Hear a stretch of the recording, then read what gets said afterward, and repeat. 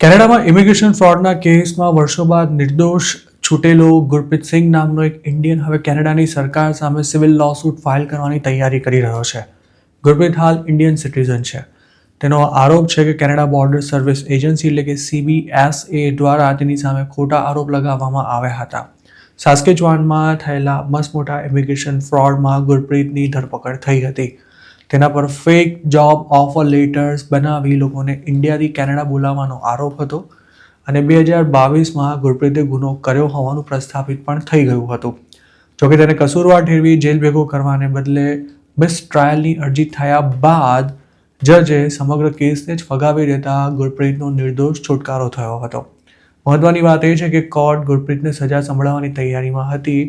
તેના એક જ દિવસ પહેલા આ કેસમાં એવા ટ્વિસ્ટ્સ આવ્યા હતા કે જેના કારણે જેલમાં જવાની ઘડીઓ ગણી રહેલો ગુરપ્રીત નિર્દોષ છૂટી ગયો હતો.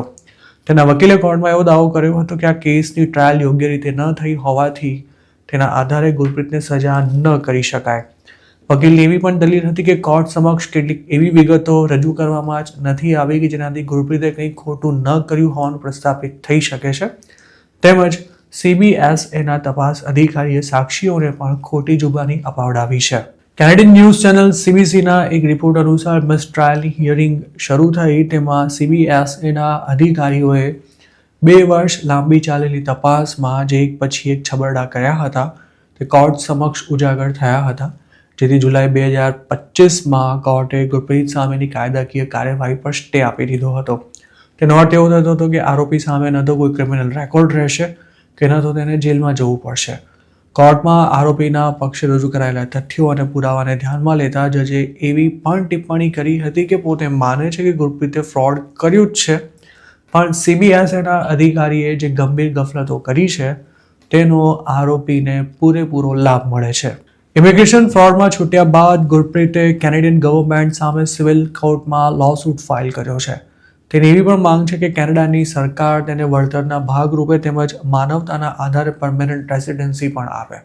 તો બીજી તરફ તેના વકીલ તવેંગવા રન્યોવાનું એવું કહેવું છે કે કોઈને પણ ભલે એવું લાગતું હોય કે ગુરપ્રીતને ટેકનિકલ ગ્રાઉન્ડ પર છોડી દેવાયો છે, પણ ખરેખર એવું કંઈ નથી. વકીલે એવું પણ કહ્યું હતું કે તેના અસીલ પર કાયમ એક સ્કેમર તરીકેનો દાગ રહેશે અને તેની સામેની તપાસ પણ પૂર્વગ્રહો પર આધારિત હતી.